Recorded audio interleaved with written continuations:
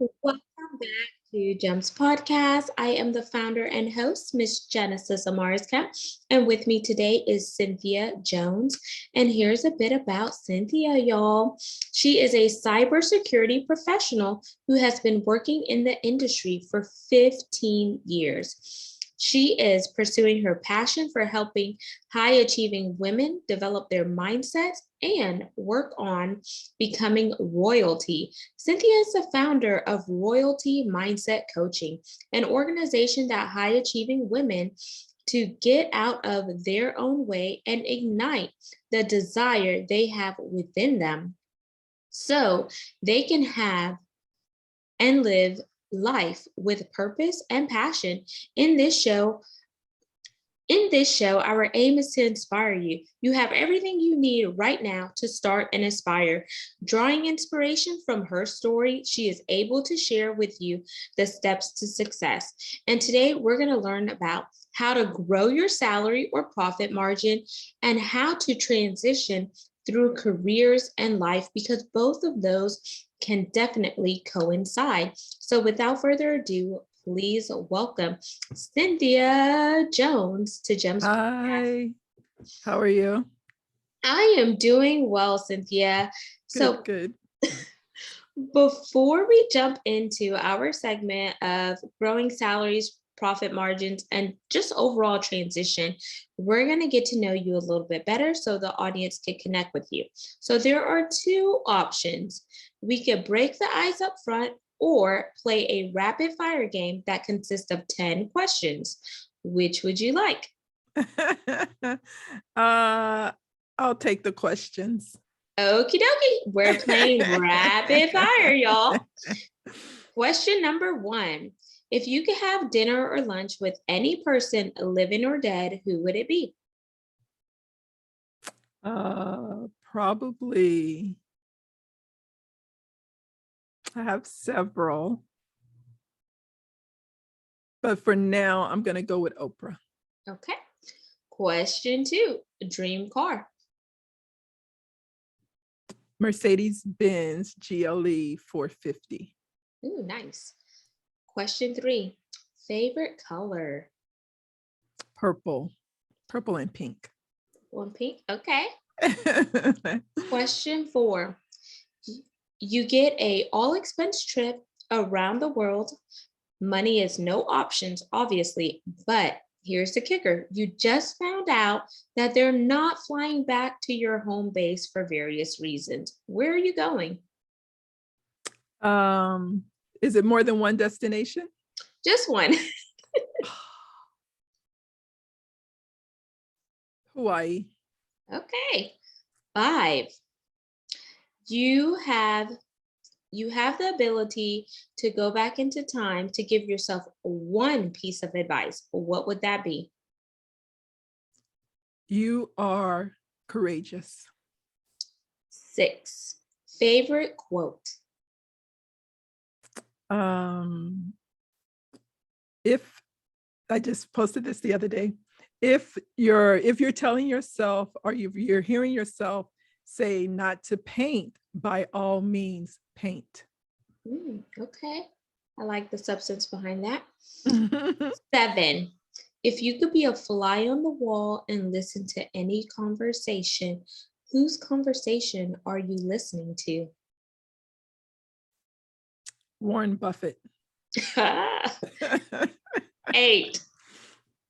Okay, here we go. So you have the ability to select any superpower. What would it be?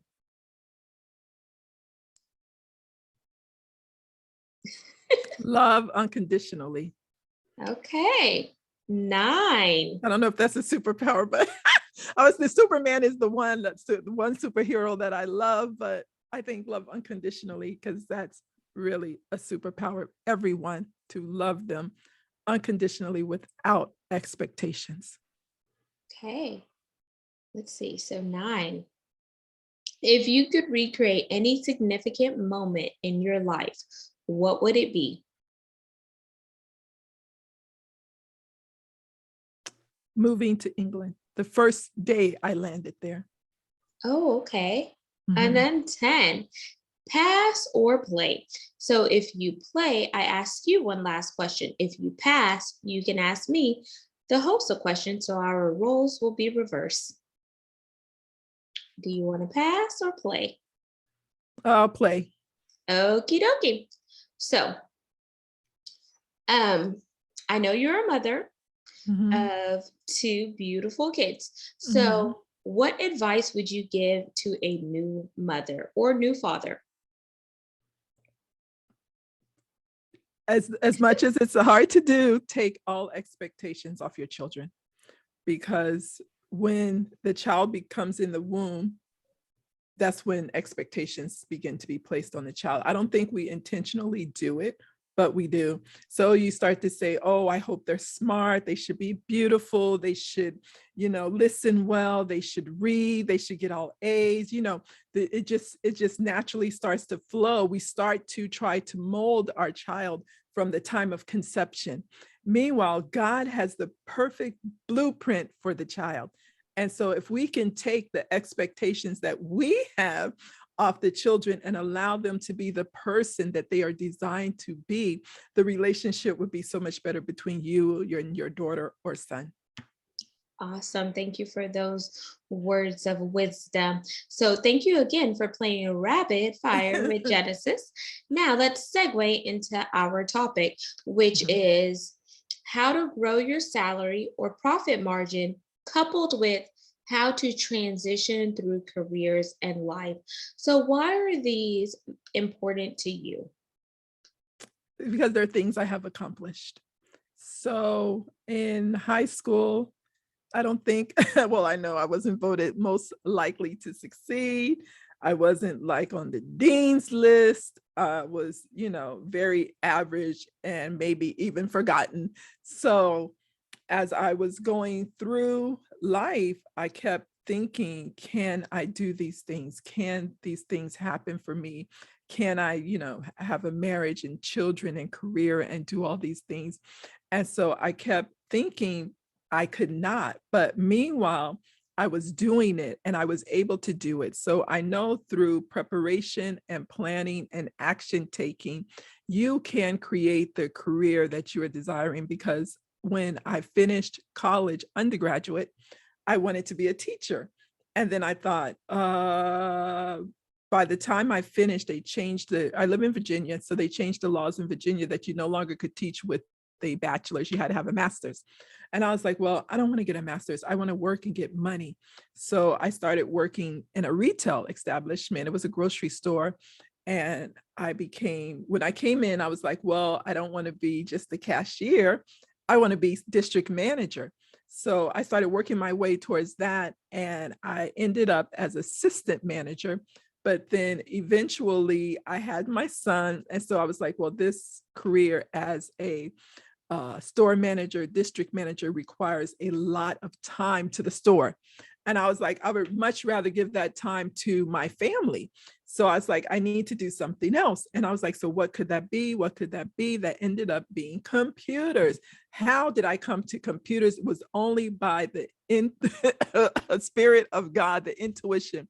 I was looking at, what do you call it? Because by that time when my son was born, I was a stay-home mom. So I was looking at commercials and I kept seeing these commercials about computers. And I was like, so what is this computer business? Meanwhile, I never went on the computers.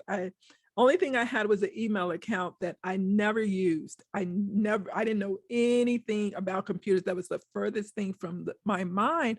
But what kept coming in my spirit was computers. So I was like, okay, let me try this. So I found a school. I started going there and doing all the work because I said, if I could do this computers, I did do a little research, and the projection for that computer science was very well. It was saying like in 10 years, it's going to be, one of the top professions. In 20 years, it's going to be this. The salary is going to be increasing by this. So I was like, this looks like something, very that I could do very, easily. So I went into it and I did, and I started, and I wanted to be a system administrator. I was on the help desk. I did certifications for that. That quite didn't work out. I switched to cybersecurity. At the time I started, it was called information assurance. assurance. So I did that. And then I did a double master's in information assurance. And I started doing that. And then I was like, so I'm happy, but I'm not happy. What is going on here? Why do I feel like this? I've been able to work my way through this computer business here. And now I still don't feel very happy and confident about what I'm doing. And the Lord spoke again and said, well, you should start your own business. I said, me? That's the last thing I would ever want to do in life is have my own business. Who does that? Who wants to work that hard trying to get money? That was my whole thing too about money. Who wants to work that hard trying to get money and all these things and customers? I can't do that. I just rather do my job. And so Holy Spirit spoke softly as he does and said, entrepreneurship is for you. Meanwhile, I knew nothing about entrepreneurship. So I agreed and started my journey with entrepreneurship. So transition has been something that I have been going through my life with, the changes, the ups and downs. And I believe that that helps you grow, that helps you become a better person, that helps you learn new things, because in each time I switched and I pivoted, I had to learn something new, because each time I started from scratch, not as in the skill set per se, because the skill sets you bring with you, but as in learning what to do with that new set of category, I had to learn it all again. And so that has been my journey with career transitioning and changing. And if I can change, anyone can change. You can do it if you have that desire, because sometimes it's just something that's soft, the same, maybe computers or nursing or entrepreneurship. It's not going to be a forceful thing, soft-spoken, but if you follow along, it will take you to where you are desiring. So let's spend some time there. I'm going to ask a few questions. So you kept seeing these television commercials or infomercials whenever you were at home with your son, and it kept prompting you to computers. And you tried different things within the industry, but then you managed staying in that industry for 15 years, even though you weren't very happy. So for someone listening, they may ask, what made you stay for 15 years if you knew you were not fulfilled in that industry? Was it the money? Was it stability for yourself and your family? Or was it? I think in the beginning I was happy. I was happy to pursue it. I was happy thinking that this would change the life for my family, would provide us a better living situation. It would provide me the opportunity to be with my son at the time, because at the time we only had the son. So it would allow me to be, fully engaged with him and giving him the life that I believe was necessary for him to grow into the young man that he is. And so, but as I was going along, I was so involved in doing, because I was new. So I needed to learn. I needed to get certifications. I needed to get a job. So I was very involved in doing everything that I had to do, but I was not clear on if this was the end all. I didn't realize that this was not going to be the end all until I reached the end all. And I think that is such as life. We're going through life and we think there's an end, but there's not an end. There's just a continuous journey that we're on. And as I was going through, I was very happy. I thought that this was going to be me. There's different levels that you could go through with computer science, information assurance, cybersecurity. And so I had envisioned myself being the CISO. It's like the certified information security officer. So that's how I had envisioned myself rising, to the top. But as I was scaling in that direction, I realized that me reaching that end goal was not going to fulfill me as I thought it was going to fulfill me in the beginning. Okay, because of course, as the time changed, I began to change. Okay, so let's pause there, because you thought that climbing and scaling would have fulfilled you, but then you realized that it would not have fulfilled you for where you wanted to go. So then whenever you heard that still small voice, that discernment or that intuition that mentioned entrepreneurship, why didn't you take the skills that you acquired from computer science and use that in an entrepreneurship journey? So, what made you pivot again out of computers into coaching? And what type of coaching do you focus on? Okay. So what the again, the pivot is family. So I realized that if I'm going to be manager or, program manager or, overseeing a department, that's going to require a lot of time. That's going to require me to put a lot of effort into whatever organization I'm with at that time. So will that really allow me, because by this time we had our daughter. So our son was 11 and our daughter was just born. And so I'm thinking, so how much time am I going to be able to spend with her if I'm at this level? And the gap was too great. So when the spirit prompted me for entrepreneurship, it was the perfect idea for that situation, because then that will allow me to be able to be with my daughter, drop her off at school, pick her up, take her to wherever she wants to go or needs to go. It won't be like this type of dance I'm always trying to do to make time for my daughter. I didn't want to make time for my family. I want to be able, if the time is needed, I'm able to take it, without any questions asked. And if I'm working for someone, of course, there's going to be a lot of questions on why do you constantly, need to be off? We need you here. And if someone is paying you the salary, then you have to be there.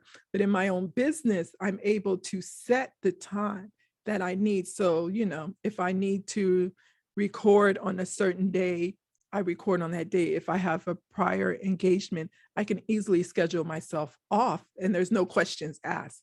I know that I need to do XYZ. So that is how the pivot came. And then I did take a lot of my skills with me from my computer science, because, you're learning, you're discovering information, you're developing skill sets. Those are something that you will carry with you wherever you go.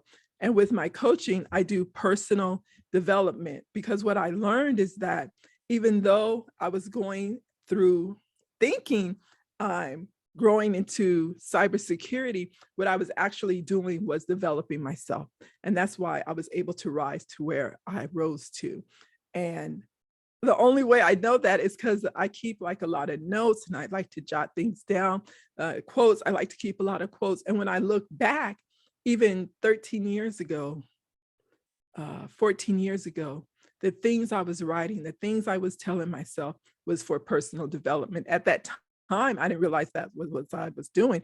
I thought I was growing my career, but actually I was growing myself. So we have to be able to grow ourselves in order to obtain anything. If you want more money, if you want a better job, if you want to start your own business, if you want to grow your family, whatever you're doing, you have to be able to grow yourself. Absolutely. So then, your biggest proponent around pivoting was your family and just making sure your family was there. Then your career followed that. So then, whenever you are thinking about people who are interested in transitioning their career, but they want to grow their salary or profit margin, what are some tips you would give to that individual? Self-development. So again, the only way I was able to grow my salary was through training and learning. So we'll take I started on the help desk. When I was on the help desk, I acquired 7 different certifications. Like I said, I was new. I didn't know anything about computers. So I was trying to know and learn as much as I could. So there's different certifications you can get within the computer, depending on what you want to do, because there's so many different topics, areas, expertise you can go into. So the system administrator, the expertise I wanted to go into required some certifications, especially if you didn't have experience. So since I didn't have experience, I thought I would supplement my experience with certifications. And then I thought, oh, I can really seal the deal by getting a master's in cybersecurity, because then I can make myself stand out. And that's exactly what I did. So a lot of times I get a lot of questions about how did I do it? How did I arrive in this cybersecurity? How do I get job offers? How do people call my phone all the time? And when I tell them what I went through, they're like, oh, no, no, no, there must be something different. There must be something easier. And I'm like, well, there's not. I said, for me, that's the way I did it. I was a learning process and it wasn't any quick fix. As you stated, 15 years, I would say a good uh, uh, 10 years was the learning, was the growing, was the getting the different certifications I need. There just wasn't any quick way for me. I don't know if that's the old-fashioned way. I don't know if there's a quick way, is what I tell people. I said, but this is the way that if you want to sustain yourself in this career that you're going in, these are some of the things you have to be able to do. Because if you don't have the experience, you have to be able to supplement that some way. There's no way around it. So you get certifications to supplement it. And I'm sure that's within any career. If you're coming into HR, if you're coming into nursing, if you're coming into wherever you want to come into, if you don't have the experience, you have to supplement that with something. Okay, so one thing I'm going to add here, because I spent 15 years in corporate America, but my background's oil and gas and energy, and I'm a millennial. So some of the ways that millennials begin to grow their salary is the art of negotiation. So you always negotiate your salary up front. You negotiate some of the perks, like there's a lot of companies that's giving equity and et cetera. So you may not necessarily have all of the credentials to check off that box in order to complete that job, but a lot of companies offer on the job training. So as long as they see that you're hungry and you're driven and you're a go-getter and they see that you have some knowledge, but maybe not all the knowledge, then that's one way that you could get your foot in the door. Also, to networking. Networking is the biggest component. That's how I grew my career as fast as I did, because I started at the bottom, not just once, but twice in my career. The first time it was imaging clerk. And when I left that company for after 4.5 years, I was a manager in HSC, so health, safety, and environmental. Then the second time was with a Fortune 500 company. I started as an administrative assistant, went on to raw material coordinator, so sourcing all the raw materials for a chemical plant. Then from there, I was a trade regulations and compliance person with all the perks that the company offered. And then I got those roles because I networked and I made sure that I wasn't just doing my base job, but I was also doing stretch opportunities and activities where people outside of my organization got to know me for who I was, but they also knew the work that I produced. So I think that's also a key component, because you can have a ton of certifications, but then sometimes you often get overlooked because people say, oh, she's overqualified. And you see a lot of people running up against that nowadays, especially that we are now in the great resignation where people are leaving employers and they're going into the entrepreneurship journey because their salary is not capped. It's uncapped because no one can control the amount of money that they make. So that's one proponent. I want to encourage people to think about it from that aspect. Yes, and I think every industry is different, like with computer engineers, software engineers, and people in the IT field. Yes, you may have to have those certifications because you're working on certain projects that need you to have the business knowledge and acumen. But then if you're in another field, you're going to get ahead by networking. So whenever you think about the salaries or whatnot, another thing I would like to think about is how is your salary competitive to your competitors, and do you have the metrics to show the employer that you're working with, this company over here is paying this, but this is what I'm making, these are the skills that I bring to the table, this is the knowledge I have. I think making it plain and black and white can also give you a leg room to stand on.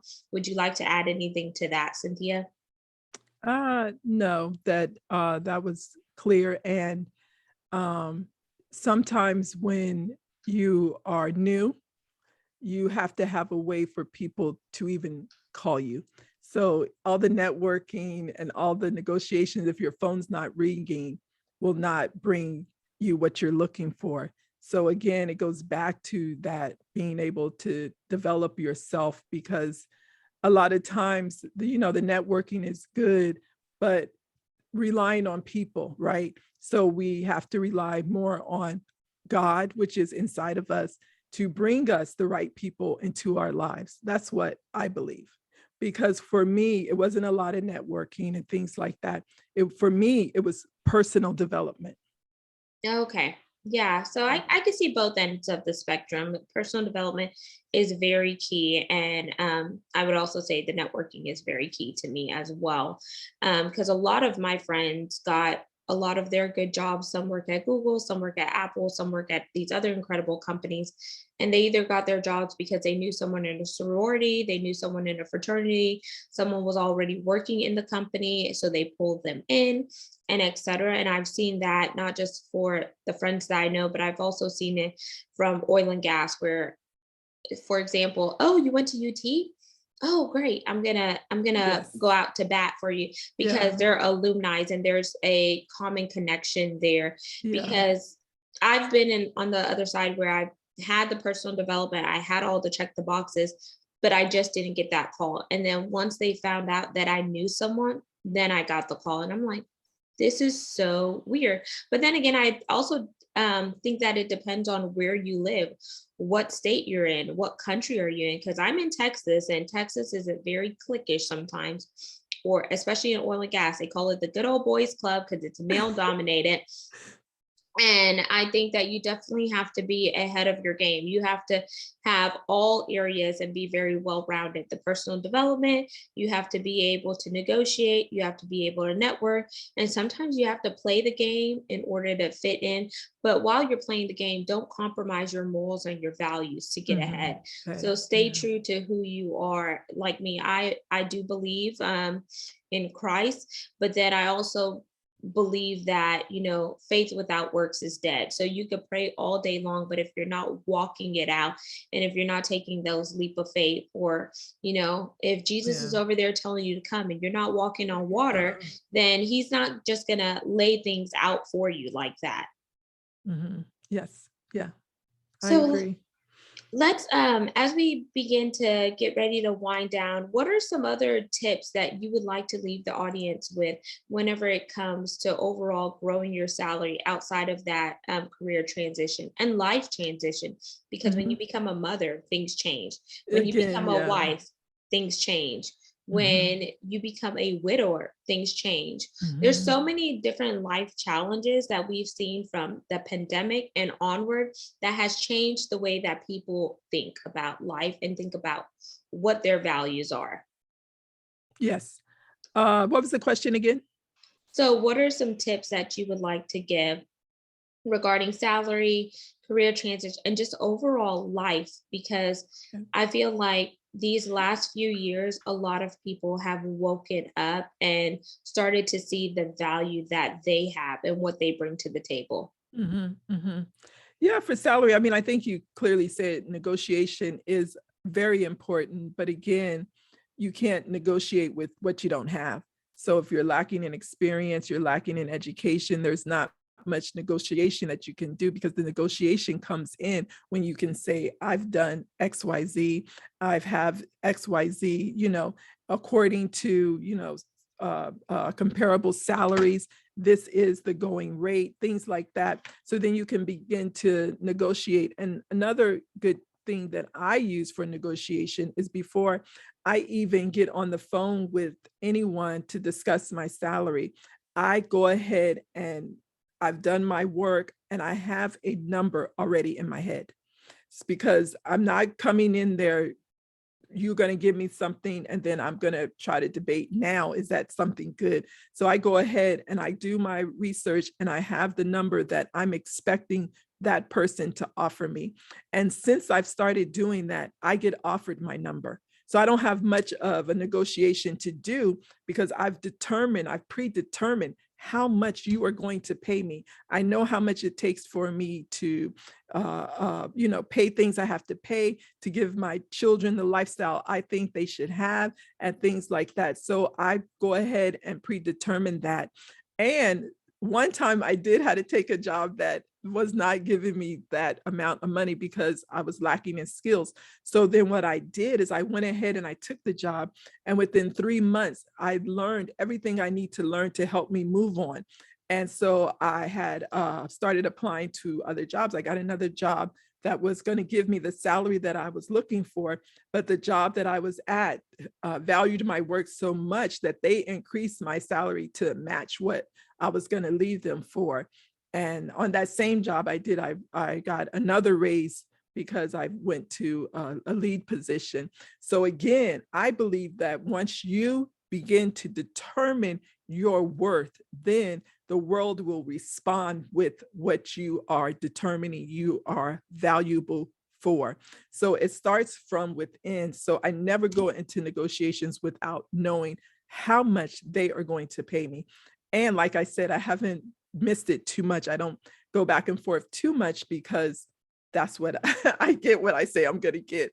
So that's one good tip for negotiations. And the other one is, like you said, you negotiate with the people. You say, this is what it is. I believe I'm supposed to get this much. And don't be afraid if they say they can't pay you to say, okay, that's fine. I know someone who is going to give me what I value myself to be. Absolutely. And as we wind down our segment, leave the listeners and viewers with your call to action. What do you want them to do once they hear this segment? What steps do you want them to take so they can have their personal development outside of listening to their intuition, outside of knowing their worth or whatnot? Let's give them something that is going to make them bust a move and take a leap of faith. So I believe that everyone has a desire. Everyone has something inside of them that they are desiring, that they want to see happen. Everyone is different. Everyone has a unique gift. So I can't say what it is you are desiring, but I believe whatever it is for you. And it's not going to lead you to a place of disappointment. Rather, it's leading you to a place of happiness and appointment. So whatever that is that you are innately desiring, begin to write it out. You create a vision with that. And when I say a vision, we're talking about a vision of 5 to 10 years. You create that vision. And when you're creating the vision, you don't put limits on it. You don't put limits on yourself. You do it in such a way that it's a big, dreamy vision. And from that vision, you begin to set goals. And from those goals, you begin to take actions, because nothing is going to happen without actions.